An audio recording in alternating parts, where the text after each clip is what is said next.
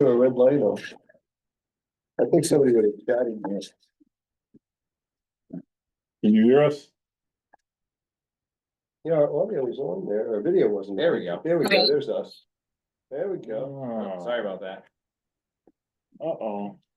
We'll start We over. start over again, Peter, or? What? Well, was previous portion of the meeting recorded? Oh, it was recorded. All right, okay. All right. Good evening, Tara. Natural Resources Report. Oh, wow. So quick. Okay. All right. So on March 19th, we were participating in the Harbor Health Collaborative with Mariah Mitchell, and it was a program that was an hour long at night, discussing how we're going to collaborate to monitor water quality on Nantucket. And it was pretty well attended. I think there were over 50 people that registered and listened in. So that was kind of cool. March 24th, we arranged to have the DMF come down. We needed to show them some supporting information and data for the fishery in order for them to grant the extension. Jim Sherlin was very gracious in taking them out at the last minute and helping facilitate with that extension. So that was approved. We got the final notice on Friday, I believe, and it's until April 11th. So it includes commercial and recreational. But since it is cut off on April 11th, it's not going to include, that Saturday and Sunday for recreational. So it'll end on a Friday.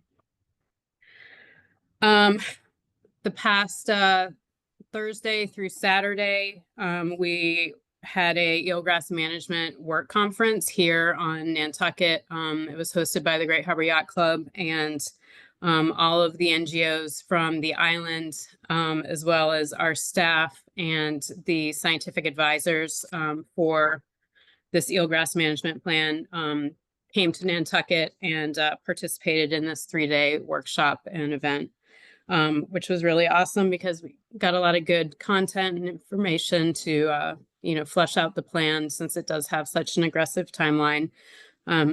We're still hoping to roll it out on, a final on July 1st. So we'll definitely be tapping into you guys to, take a few surveys and to review various drafts when they're ready. So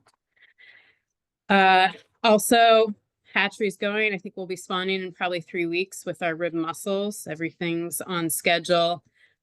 We hired 3 new seasonals in the past 2 weeks and found them housing. So that was kind of a lot of weight off of our shoulders for making that happen.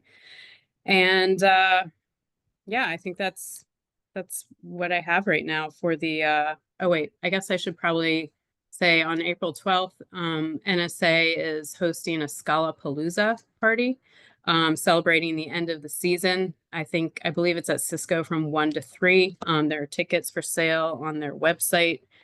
And it's just, they're going to have some scallop opening contests and, just kind of celebrate the fishery. We're going to have some educational information on eelgrass there and kind of showcase, what we're doing with the eelgrass management plan and why it's such an important link to the bay scallop fishery.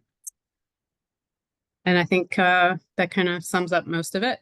So if you have any questions, feel free to ask, and I will try to answer them the best that I can. Tara, can you repeat the day and time of the Scalapalooza?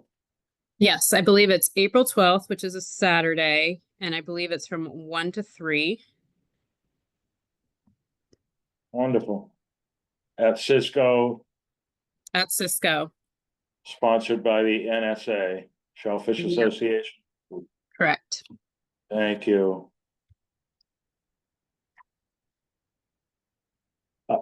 Questions, comments from the board on natural resources report?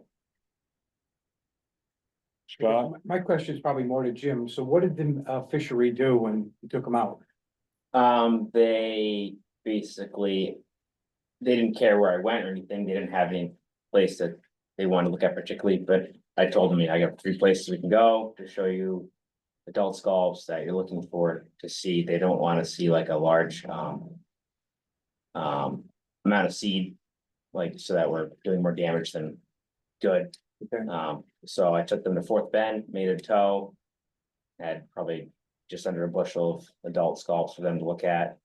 They looked through those, then they counted out seed scallops and adults, and then we went to Third Bend and made a short tow there, and they did the same thing there, counted them out. They took a sample back with them. I think Tara, they went to the scallops in the lab with you, right, on Nantucket? I mean, they take them back to New Bedford.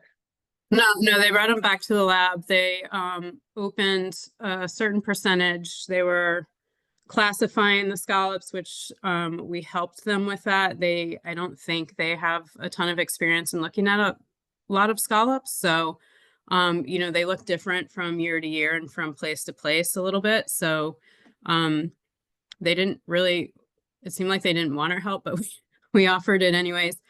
They opened them, they were looking for parasites. There were no parasites in any of the ones that we opened. They also were concerned with the health of the scallop. You know, this time of year, sometimes they can be slunky or, you know, on their way out. And they were not able to find any, thank goodness. And then they took I would say probably half a bushel back with them to New Bedford, and I have no idea what they're doing. Hopefully, you know, teaching other people about how to classify them.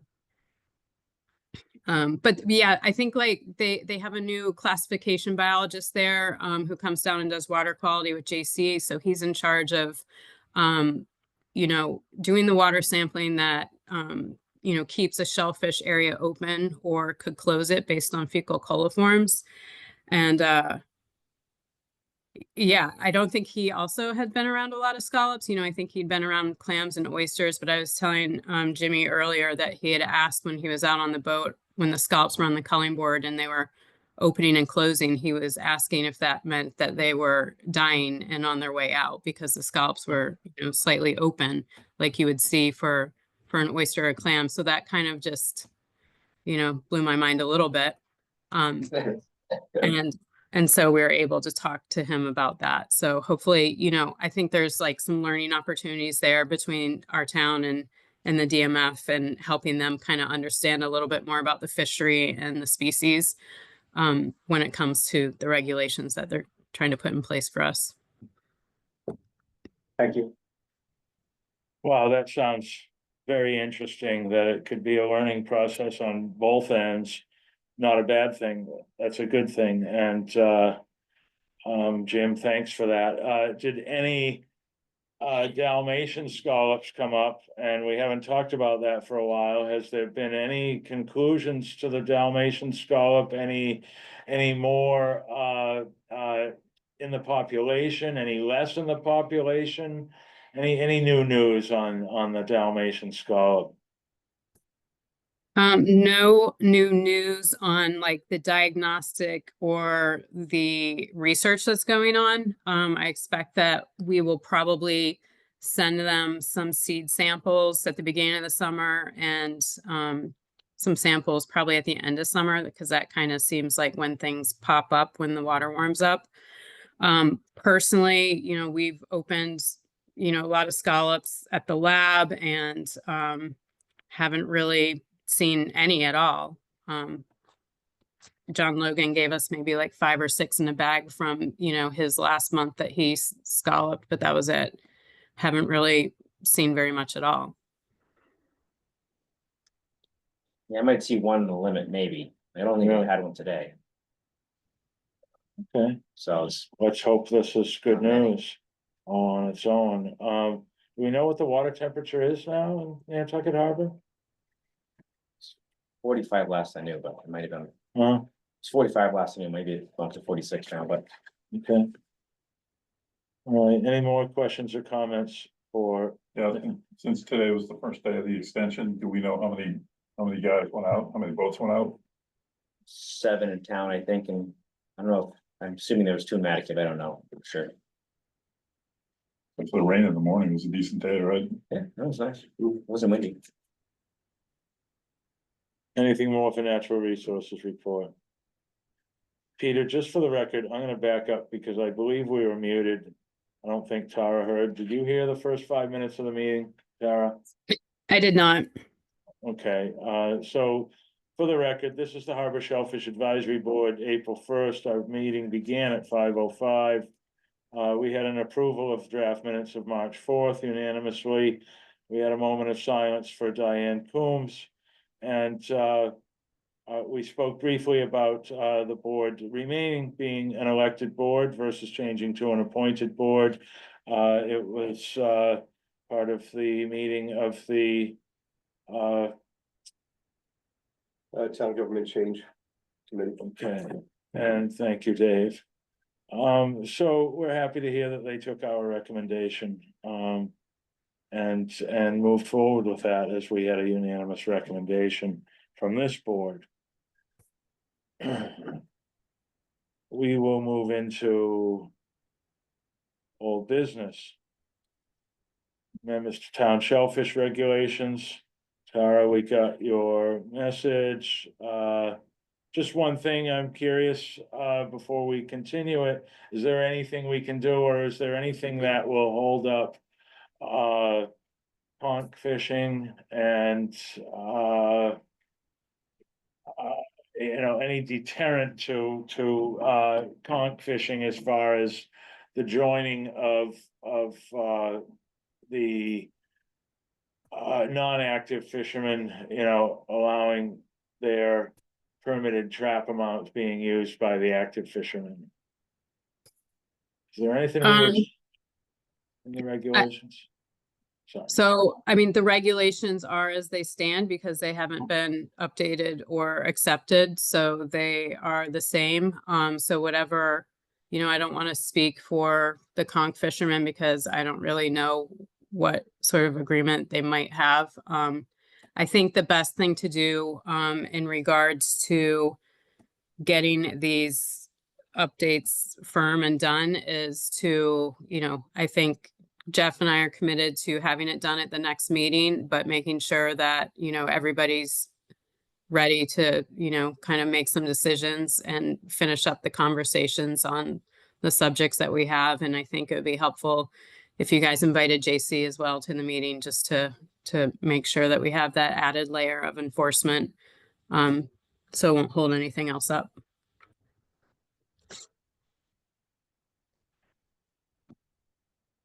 Okay. I will reach out to JC sooner than later, see if he can attend in 2 weeks. Anything anybody, board members wanted to add about amendments to town shellfish regulations? Otherwise, we're moving forward. Is there's anything else in particular we should be concerned about on this board for decision-making that we had been, let's say, contemplating or, No, I think, we, Jeff and JC and I met before, the last meeting that was canceled, and we went over, some new apprentice, rules, I guess, and regulations, like kind of redoing that whole program. And so I think, I would like to get you a draft of that. I can do that this week because it's done, so that you can look at it in advance and see how you feel about it, coming into the meeting. sounds good. Thank you, Tara. And, I think, if you, are prepared, with what is left to present, we should be able to, smoothly go right through it. Board members? Okay, creation of an app for Nantucket weather reports, for reporting daily shellfish catch.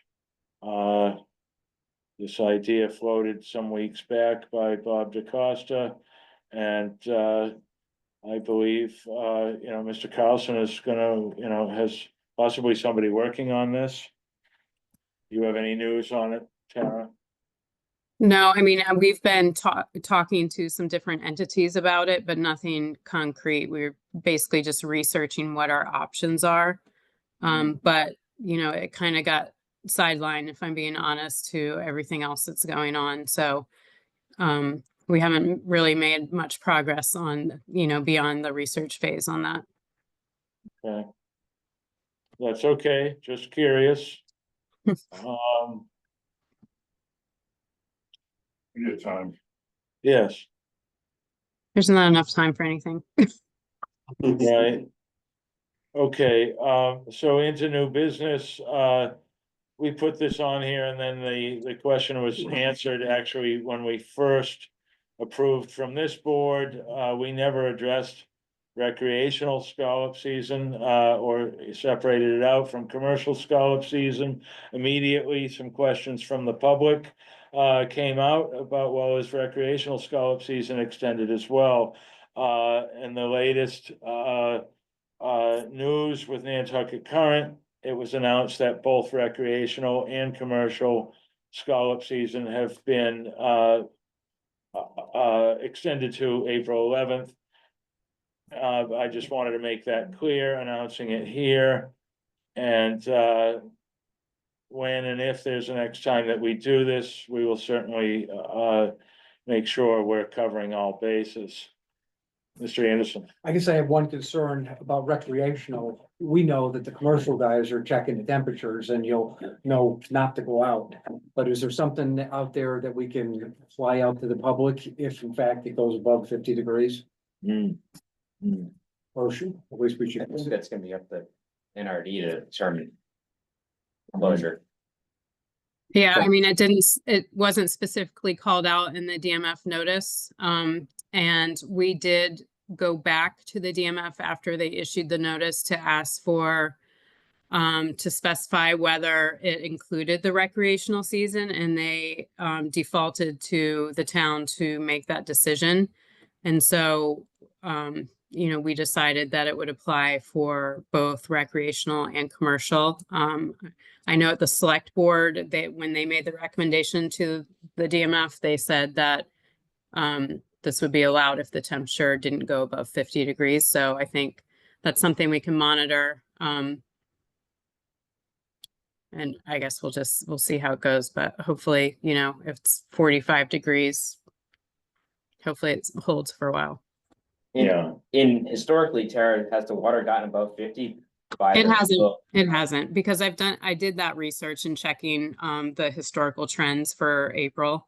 And it seemed like it was going to be fine definitely until the end of April, but you know, there's always that chance. That's what I figured. Thank you for covering those bases for us, Tara. Very important that, you know, that the recreational portion was included in that. I think the entire board would be unanimous on that as well. Peter. I just want to say it's an honest mistake because all our conversations, I know from doing the minutes, we're hardly ever saying the commercial scallop season. We're always saying the scallop season, and everybody who scallops, commercial or recreational, you know, I think it's like implied that it's both. And I don't remember what happened the last time when we done an extension, whether we specified it was recreational as well. I don't remember that either. I don't think it was discussed the last time either. Honestly. But I would like to think that, I mean, in the beginning of the season, of course, we open with recreational,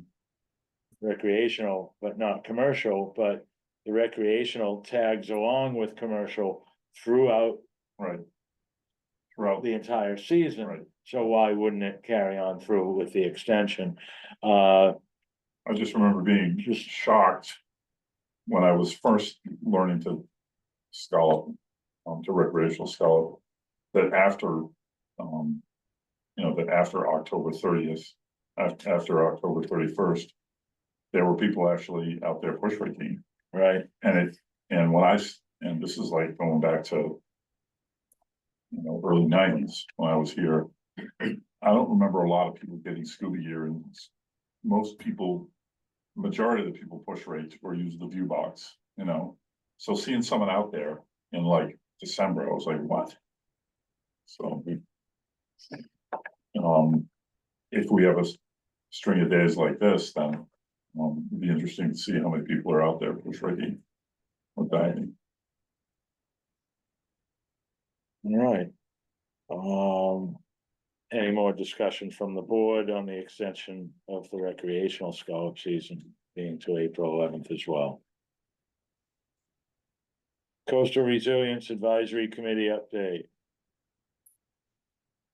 Mr. Brace. It's me. So over the course of the winter, we've been,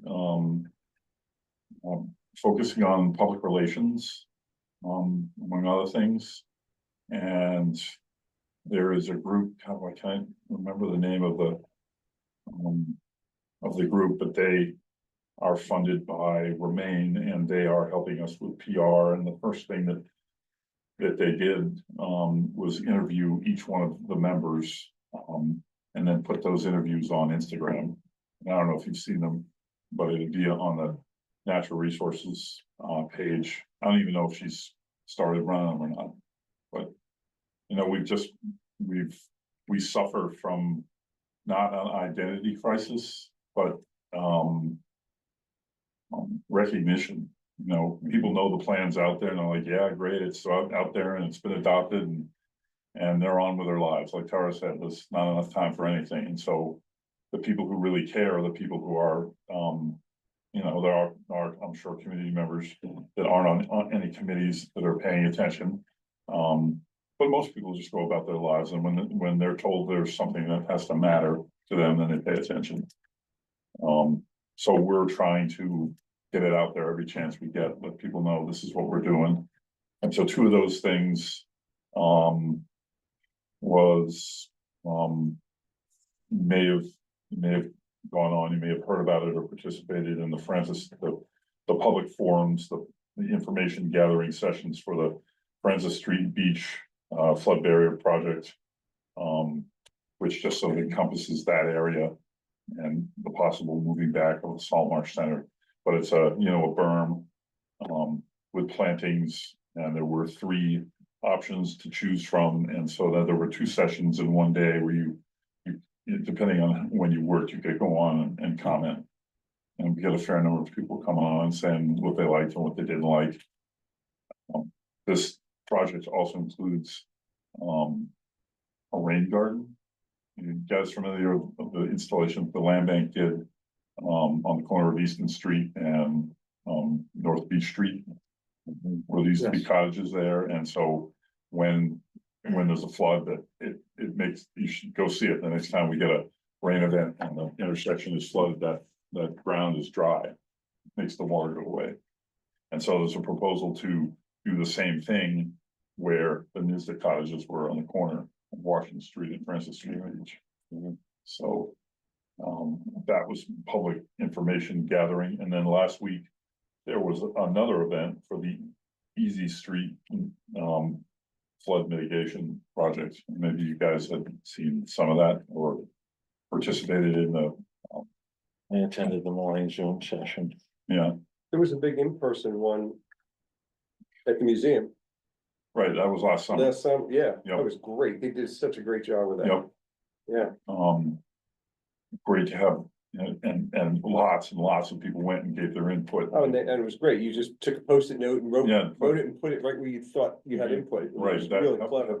yeah, that helped a lot. And but this one has, the Easy Street one has, I've gotten a lot of people fired up. Because, there are 3 scenarios that you could choose from that include raising the road. And so, first one is just going up a little bit, between, North Wharf and Broad Street. The next one is going up 6.5 feet. And the next one is going up 8 feet. And putting all the buildings, and also coming down Oak Street and coming down Cambridge Street and Broad Street. That'd be a lot of dirt. There'd be a lot of dirt, but. Do they all include the pumping system? 'Cause there's- Yeah, so that was the thing that a lot of people brought up, and that Leah Hill, our coastal coordinator, coastal resilience coordinator, had to keep telling people that. Yes, there'll be some sort of pumping system. I don't know what that is yet.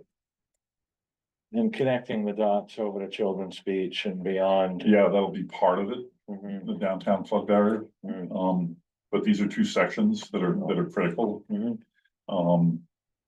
And as you guys probably have read, there was, I can't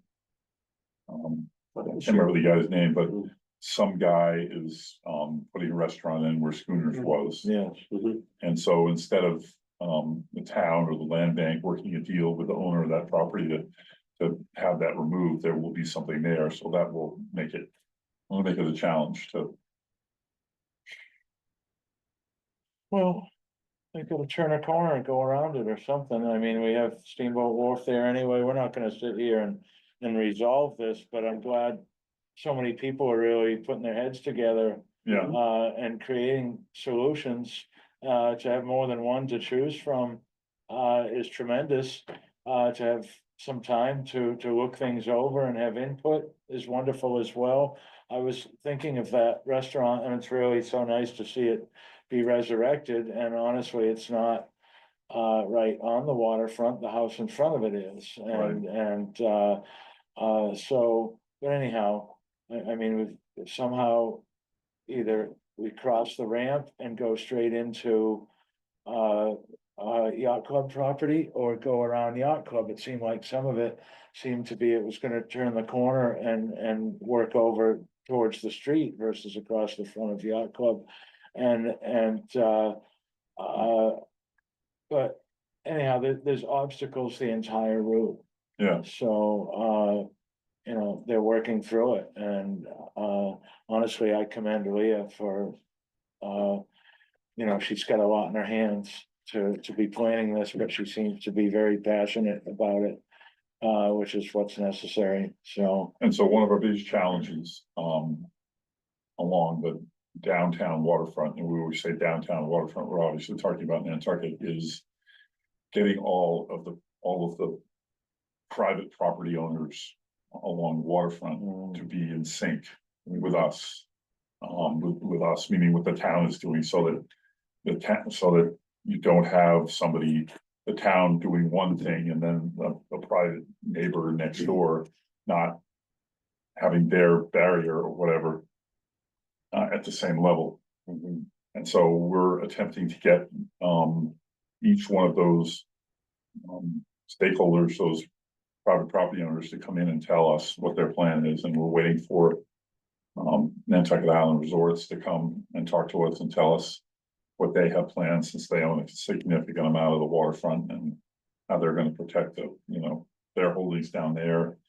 And we're waiting for the Nantucket Yacht Club, and I believe the Great Harbor Yacht Club.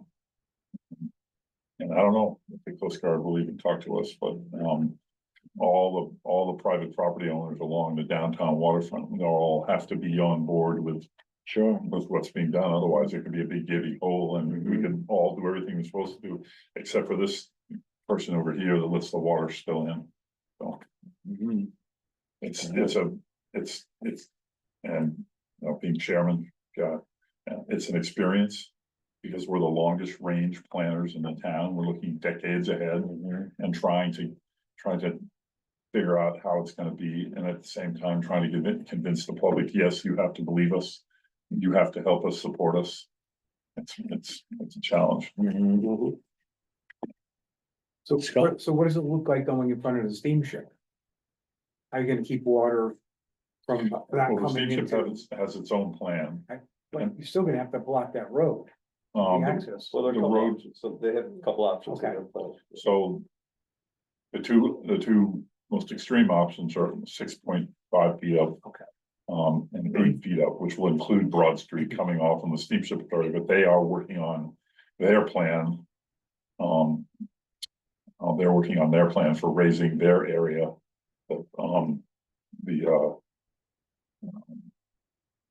Their ramps are gonna have to be raised. All their stuff will have to be raised. They can also raise it where their gate is, which is never, but it's only closed together at 2:30 in the Okay, morning. so like But their floodgates. They could ramp over that, right? And they could protect themselves out there, ramp over that, and then whatever the town does on our side is our problem. So they don't really care, and I think that, if I had to guess, that's where they would go. Is worry about all their own infrastructure, They're just ramp out to Broad Street, wherever it ends up, whatever elevation ends up. they were just getting done, just newly done, I think within the last year, completing the new terminal facility in Woods Hole. And then we were told by the outgoing, I don't know, general manager, I think Bob Yeah. Davis, we were told by him that, the next thing is for them to focus on our terminal. That's And it's amazing. 5 to 10 years out, but, Oh, we have to work with them to plan, I mean. Otherwise, it's, with all due respect, Dave Fonzuto's, we support him, but, there are people who are detractors for doing the pier at Jetty's Beach, Yeah. which I'm for, but I'm sure it'll catch a lot of flack. It's another hard sell. Yeah, There's a lot of hard sells going on. yeah, there are a Whole lot of thing. hard sells, yeah. Yeah, But Scott, and I don't know if you've ever witnessed it, but gosh, when Easy Street is 2.5 feet underwater. Water hasn't come into the steamship terminal yet. Yeah, And so the elevation difference there, it's hard to, visualize it until you see that water level. And water creates a level and somehow they're, a bit higher than the worst part of Easy Street. But there's definitely a lot of moving parts. I look at that new building that went in right in the corner at Washington Street and near Petrol Landing, and it's up on at least 7 feet off the ground. And so I guess, if a berm or a dune is gonna be built there, it can go right under that building. I Well, guess. that's So, another thing, that's another one of the stakeholders. Yeah. And that was Harbor View Place, which Yeah. was a sort of a hotel situation. mhm, But then this family, I believe the guy's name is Robert Frisbee, bought the property, bought the whole thing and turned it in. The whole thing is a family compound now. The whole thing, the thing that's raised up, Really? the stuff that is along, Mhm. Commercial Street, all of that, all those buildings are. And the way I know that is that, from the land bank, but from Robert Bates, the alarm guy, mhm. he get hired by them to be the caretaker. A sweet Wow. gig. Wow. But the Wow. whole thing is theirs, and they weren't waiting, like, they were aware of what Crack was doing and the plan, and they're just like, well, we might as well do it. And went out. Cool. And we also deal with, people that are along that route, who are sort of against, there are several neighbors there, sandwiched in between the land bank properties, who don't want anything to happen, or want to do their own thing, or so. Peter, how long has the Coastal Resilience Advisory Committee been in place now? 4 years, Is it 4 years now? 4 years, I think. Okay.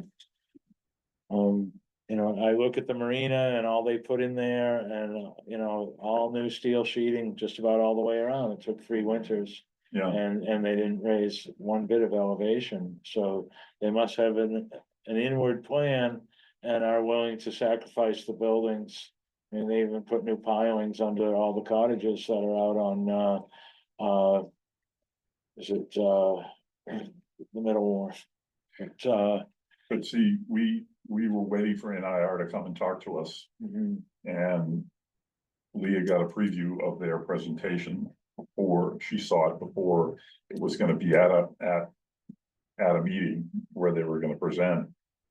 And what she saw and what, Vince Murphy, the sustainability coordinator, saw was they were basing their projections on how high the water's gonna come up, on not what we use, not the state. I can't remember what they're using, but so all that informed how they were gonna react to what was coming, and it wasn't on the level that we are, it was lower. mhm. And, I think they were basically told to go back and do it again and get the right data and give us a presentation that works with what we're doing. So we're waiting for that. All right. But it's kind of scary because you got right there at the boat basin right there that along the boardwalk between South Wharf and Straight Wharf. If that doesn't, I mean, Yeah. have we ever had a storm where the waves are breaking or the tide's high enough that the water is coming up with that and then going into the parking lot? Yeah. No name did. Oh, it's even more recent than that. I can remember pictures of off-island contractors pickup truck going by. This, of course, the street's quite a bit lower than the dock itself, but the water was coming over the hood of the truck. And I'm thinking, how's that truck even running? Right. And does the guy realize it's all salt water? But Hope it was a leak. But then, you know, another Sorry, boss. another concern is for all of us is the people on Still Dock and the people on Old North Wharf. Yeah. And we'll be building, if it happens, a barrier that will have them on the ocean side. On the wrong side of the barrier. So Right. are they gonna band together? Are they gonna do something? It's really, really complicated and can see that. Yeah. financially and politically charged and, Mhm. One building on Old North Wharf was redone, was it last winter or the winter before? And they went up to the flood level. It's just before the Wharf Rat Club. And I look at all those shacks all the time. I go down there a lot and they're all sitting on the ground. And when you saw them building this one up, it was like, this is gonna look like a sore thumb when they're done until they all do this. But, you know, they brought the walls and the shingles back Yeah. down to cover the foundation. And honestly, it doesn't look so bad, but it's a one by one thing. One by one property, there's no other way to do it, it's a solid fill pier, other than to Yeah. build, you know, the first idea that was put in the paper, which I don't know if it was an idea at all, but, you know, putting that, Okay. yeah, the dike across, from Brant Point over to, yeah, and the honestly, that. concept, it's not that in the plan. Covered a Yeah. lot of ground, but I know it's not in the plan. Solves a but- lot of problems. Yeah, Those around. People but- concerned about staying alive, don't mention that in front of Dave Runcible. right, okay. No, that was actually talked about in the fifties, your dad said. Anyhow, Somewhere. Peter, That's what we're up to, and that's kind of an update of what we're doing, and sorry, it's been a while to get an update, so I'll be better about. but you expect to hear a plan from Steamship Authority as well. Yeah, eventually, they'll, whenever they have it, then. When they'll was be- their dock redone? Because that sheet steel, you know, it has a life expectancy. Like, you know, the marina was done around 65. They just replaced it over the last, you know, 3 years, so. Seems to me that when they put those dolphins in like the nineties, maybe. Early 90s, it had to be Yeah. early, yeah. But I see some of it failing already, at the dock they use the most, the north slope. Yeah, some of them are leaning. Yeah, they've put some steel down to shore it back up. They've poured new concrete over the top, to fill the void. It seems like it actually collapsed and kind of fell outward and, so. You know, when you think about it, you know, having grown up. Not grown up, but as a child, the old terminal was there, and to me, this is still like the new terminal. But that they're already planning to, you know, move to this one and do some things here, but to meet. You know, what's happening, the projections. They have to take it into consideration, so. Be a lot for the new guy that comes on, whoever they hire. Yeah, right. Yeah, Anything else on the Coastal Resilience Advisory Committee update? Any public questions or comment, one thing, Peter? just to be aware of, at the last meeting, we, you know, sorry, Andy, but you skipped No. right over the minutes, so we didn't approve the February 18th minutes, so Mhm. I'll be sending those out for the next meeting. Okay. Okay, Anything anybody would like to have on our next agenda? Sure. Mr. Sherlin? I would like to add on there, after taking the state out, for the survey. It was talked about that scallops, once they're shucked, are exempt from shellfish area closures because they're not a shellfish after they're shucked. So bay scallops do not pertain to closed area the same as a shellfish would, regular clam or oyster, Because it's just a because meat, you're just eating the ductor muscle. right? I think this should wait for JC, Jeff and Tara, a little more discussion, for future meeting, but I think some clarification on that and Makes sense. what areas. And, you know, I think their concern is bycatch in these areas and of cohogs or oysters, or somebody keeping them. So I think that's something that should be discussed and figured Absolutely, out. absolutely. So specifically, the Washington Street area, Well, it'd or be- it'd inside be- of that It'd line? be any shellfish closed area. Yes, all right, So like previously, we could basically base golf anywhere because you were taking the ductor muscle. But I guess the concern would be either selling them whole and or bycatch or cohogs or oysters or other clam. how should we title this, Jim? Close to shellfish areas? Taking of scallops and closed shellfish area. Yeah, taking scallop and close shellfish. Area.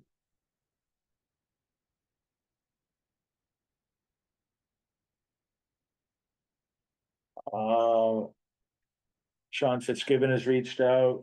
He may have some information he wants to present to us.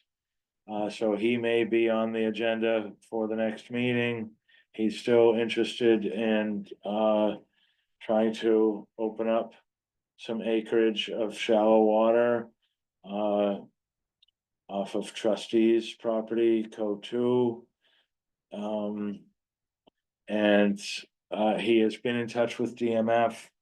But he has a lot of hoops to jump through, but I think I asked him to please have as much information together and we'll take it from the onset. If he has enough to continue with. But I think if he has, you know, if he has enough to open up with, we'll take it from there. But this will be an update, right? This won't be him coming to us for a recommendation. No, And he understands that, right? yeah, Okay, yes, so. I told him the legwork is up to him, so, yeah, you know, we'll as far be as him. DMF. Natural Resources Department, he really needs to have his coordination all together with those departments. Before asking us for anything, so, I think he just basically wants to. You know, see what a consensus may be. You know, if we would move forward with, you know, leaning towards Yeah, approving what he's asking for or not, but, okay, it's just him doing fact finding, basically. Yeah. Yeah, yeah. Our next meeting is April 15th. Just 2 weeks away. The one after that is May 6th with a 3-week jump.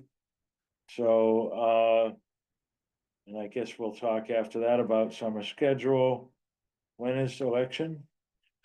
Do we know when election day is? May 10th, I think. Oh, because town meeting's the 3rd, so it's usually the week following town meeting. Yeah. So I think Do we know? How For a many fact. people brought papers in? we'll find out. Today was the day, Today was the day, right? just Reminder, 53 minutes ago. Right, they didn't call me back, so I just had no signatures. okay, all right, great, all right, It was Ellen Mayo, right? yeah. And Scott and you, and Jim, sorry. Well, John Logan, I think, pulled papers too, but I don't know if he got them all filled out. He's been away, so I Right, think he didn't. right, He's been so, Maybe he did. soon to be married. anyhow, okay, if there's nothing else, I'll accept a motion to adjourn. so moved. Second, Motion's made by Mr. Bossy, seconded by Mr. Anderson to adjourn tonight's meeting. All in favor, Mr. Anderson, aye. Mr. Bossy, All right. Mr. Sherlin. Aye. Mr. Brace. Aye. Chair votes aye as well. Thank you, Tara. Good night. Good Good night. night.